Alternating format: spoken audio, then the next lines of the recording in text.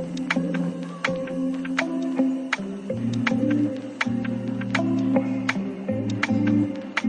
assalamualaikum warahmatullahi wabarakatuh. Waalaikumsalam warahmatullahi wabarakatuh. Bagaimana kabarnya hari ini Bapak Ibu Guru? Baik. Alhamdulillah. Sebelumnya terima kasih banyak kepada Bapak Ibu Guru sekalian telah menyempatkan untuk mengikuti rencana tindak lanjut saya sebagai guru PJK. Nah, di sini saya akan melakukan program berbasis proyek melalui komunitas sekolah di sekolah kita sendiri ini, yaitu UPT SPF SMP Negeri kelas 9 Makassar.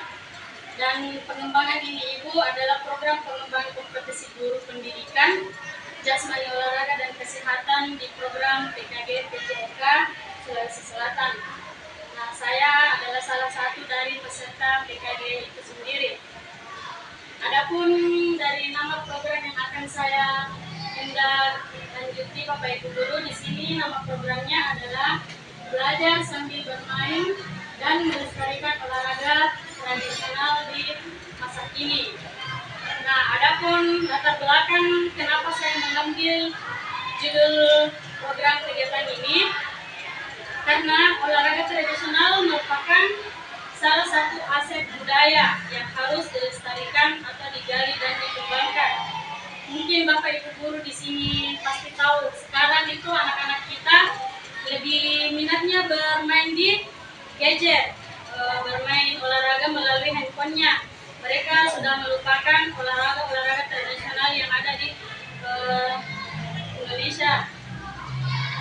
Olahraga tradisional dapat menjadi sarana pembelajaran bagi generasi muda untuk memahami nilai-nilai kebersamaan, kerjasama, keteguhan, dan persaudaraan.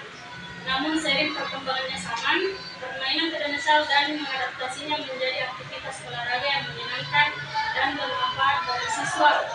Nah, oleh karena ini saya mengangkat program ini agar peserta didik kita tidak melupakan olahraga tradisional. Misalnya Bapak Ibu olahraga tradisional itu gerobak sobor, atau pernah Bapak Ibu melihat permainan bola kasti, kasbol. Nah, itu saya akan modifikasi di sekolah ini, berhubung sekolah kita ini terbatas di lapangan kita di sini tidak terlalu luas, makanya saya mengambil permainan kasbol itu dengan memodifikasi bolanya.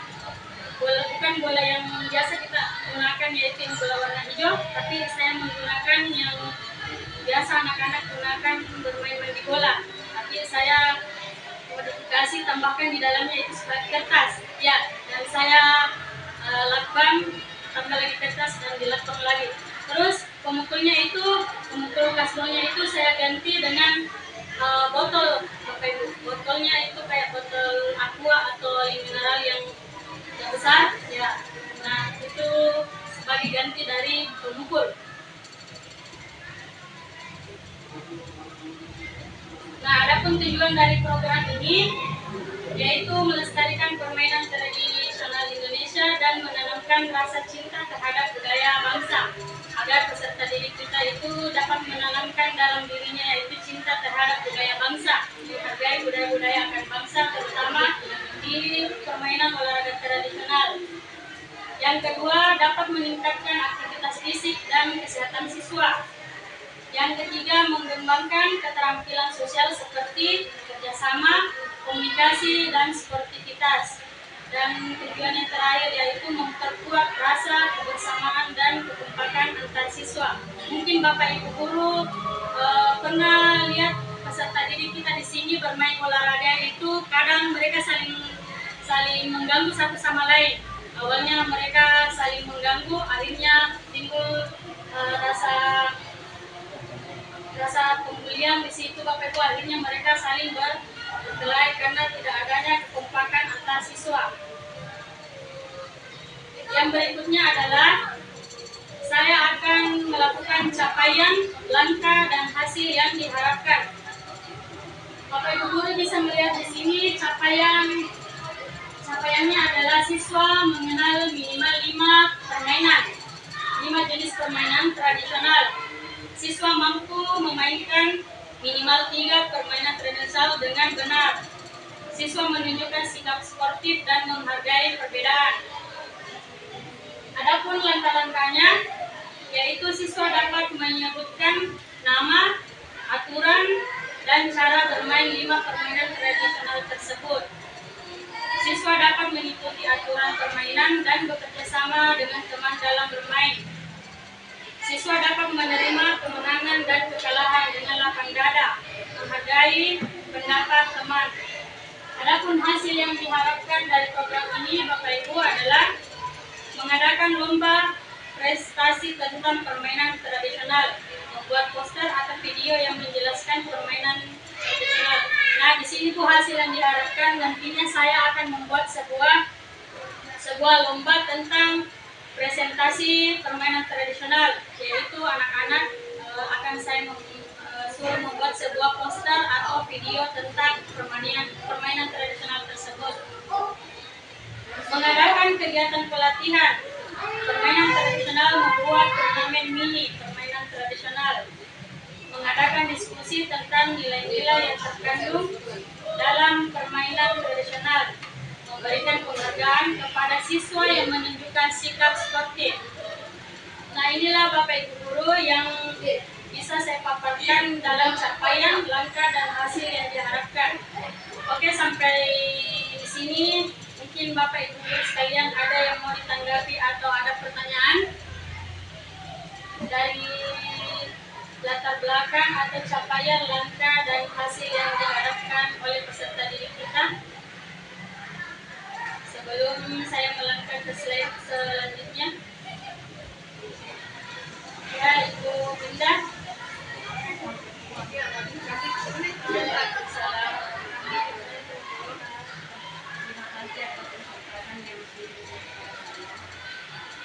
Melihat dari tema yang diangkat, belajar sambil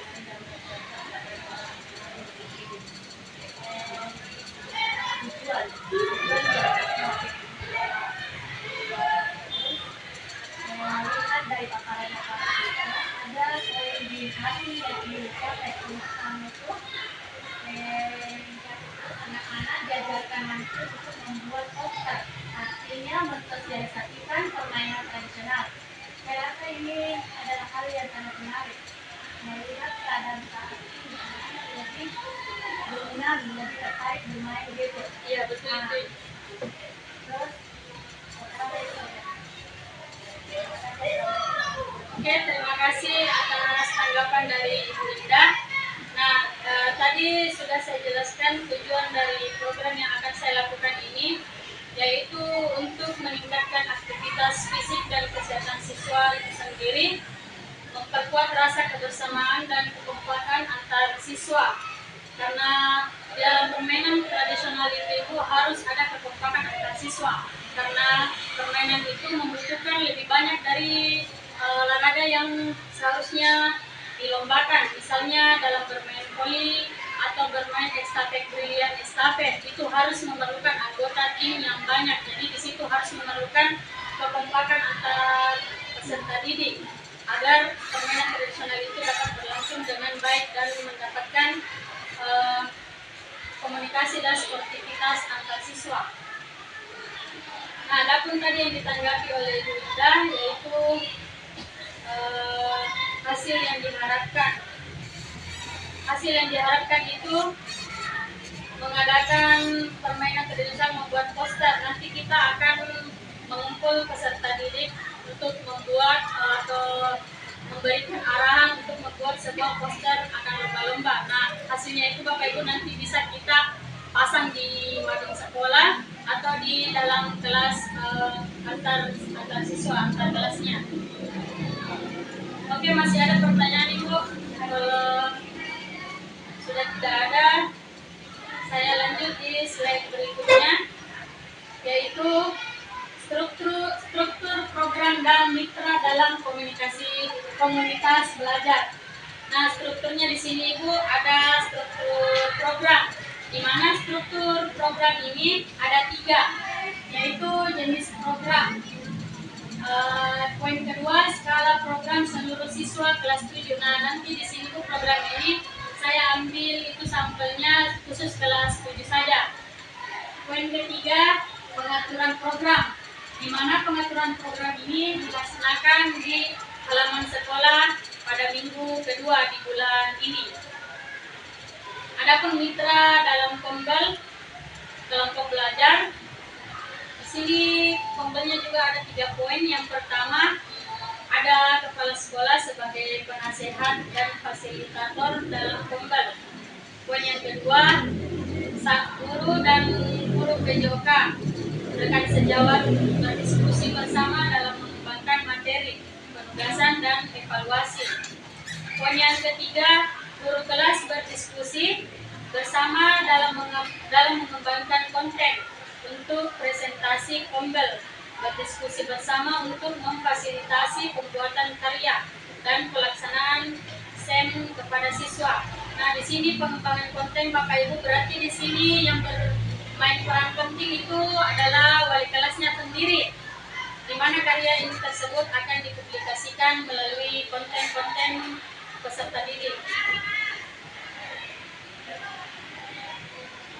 Lanjut di kapasitas yang dimiliki kelas atau sekolah.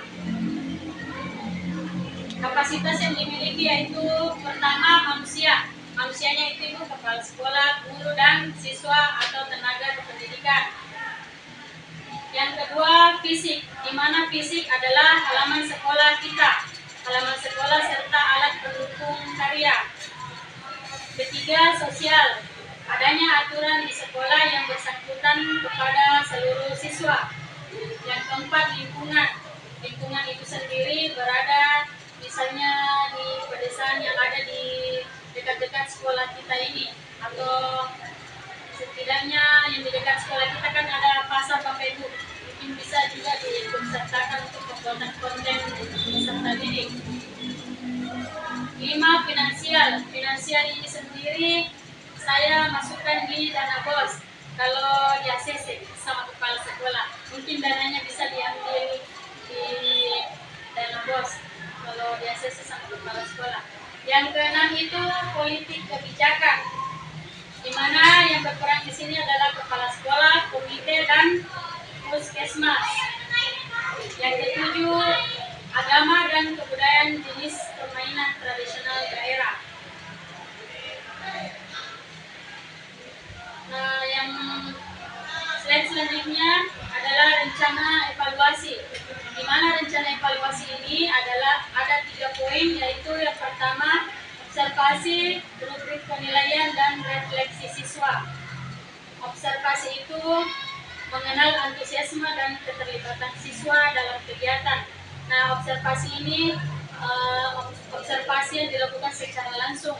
Di sini kita akan mengetahui bagaimana sih minat siswa itu dalam mengikuti permainan olahraga tradisional, sebagaimana besar siswa untuk mengikuti permainan tradisional yang akan kita adakan di sekolah ini. Adapun rubrik penilaiannya, yang membantu menilai adalah guru, baik guru mapel ataupun guru kelas, termasuk saya sendiri yaitu guru PJOK. Adapun refleksi siswa yaitu penilaian oleh siswa tersebut, misalnya antar kelompok masing-masing siswa yang menilai berapa poin, berapa nilai yang didapatkan oleh lawannya sendiri.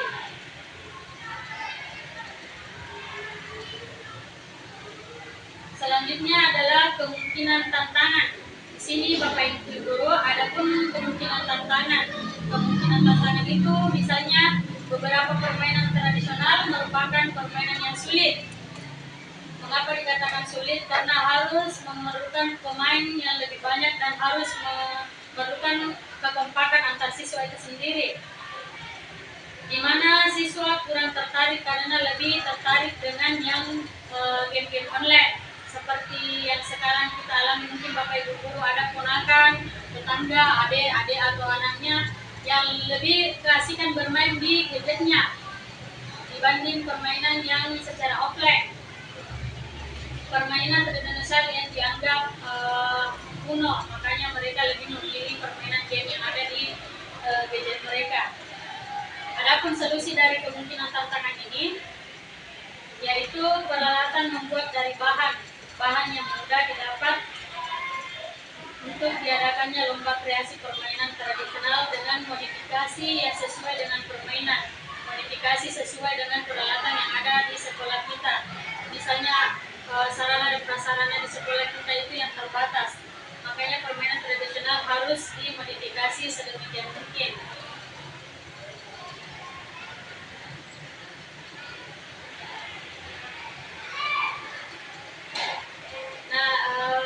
Sampai di sini Bapak Ibu pemaparan saya tentang tindak lanjut yang akan saya lakukan, di mana program tindak lanjut ini akan saya kembangkan nanti dengan adanya tim kerjasama bersama Bapak Ibu guru yang ada di sekolah ini. Mungkin di sini ada Bapak Ibu yang mau ditanggapi dari program belajar sambil bermain dan melestarikan olahraga tradisional di masa kini. Ya, Ibu. Waalaikumsalam warahmatullahi wabarakatuh. Itu saya tanyakan terkait dengan struktur bagian ketiga. Tolong dijelaskan.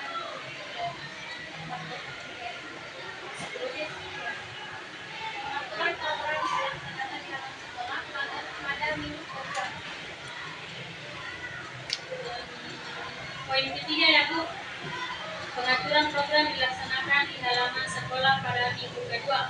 Minggu kedua di bulan ini karena minggu depan kan kita ada P5. Nah, minggu depannya saya akan membuat karya ini bersama kelas 7 di halaman sekolah, yaitu saya ambil di lapangan itu. Di lapangan saya akan membuat sebuah permainan tradisional, yaitu permainan kasti yang sudah dimodifikasi. Nah, di sini saya akan membentuk sebuah kelompok antar siswa kelas 7. Nah, di situ setelah saya memaparkan cara permainan dan aturannya, siswa itu saya suruh antar kelompoknya membuat sebuah desain modifikasi permainan tradisional. Nah, di situ ada sebagai dia sebagai tim penilainya, dia sebagai tim pembagi kelompoknya. Nah, di situ saya akan mendampingi saja bersama guru-guru yang lain. Terus kalau misalnya dia mau bikin kelompoknya dalam bentuk video, bisa juga dalam bentuk gambar saja. Misalnya dia ambil gambarnya saja lalu dia membentuk sebuah poster. Terus setelah hasilnya ada, mereka akan mengumpul di saya selaku guru PJOK, lalu kita akan menilai dan memasangnya di mading.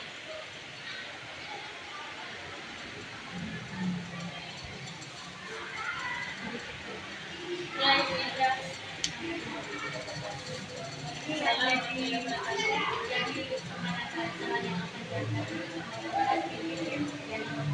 Oh iya, jadi nanti konten yang akan dibuat atau karya itu saya ambil kasti yang telah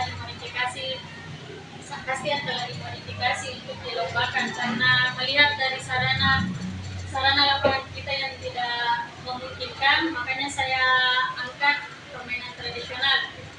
Artinya permainan kasti yang tidak terlampaukan dari proses permainan kasti itu. Ya, tetap ya pemainnya, tetap ya aturannya, bolanya, cuman kita buat Alatnya ada ya, tapi secara aturannya jumlah pemainnya itu aturannya sama, tetap tidak di luar dari permainan sebenarnya. Terus yang menjadi poin atau triggernya kasus bagi yang diangkat adalah kasti.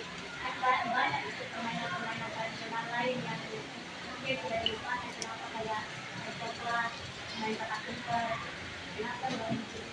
Karena di program ini Bapak Ibu kelas 7 ada kebugaran jasmani, di mana kebugaran jasmani itu masuk materi di semester 1 ini. Nah, makanya saya ambil di minggu kedua masuk di materi kebugaran jasmani.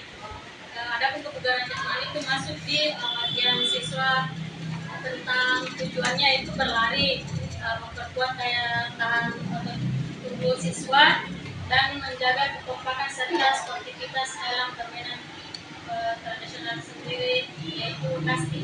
Makanya kenapa saya ambil ini untuk diikutkan karya atau konten peserta didik di sekolah kita.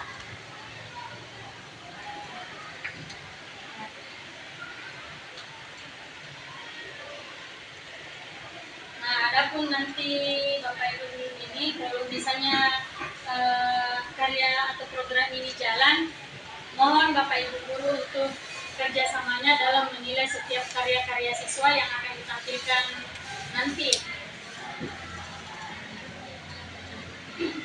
Artinya di promosinya nanti melalui video begitu konten.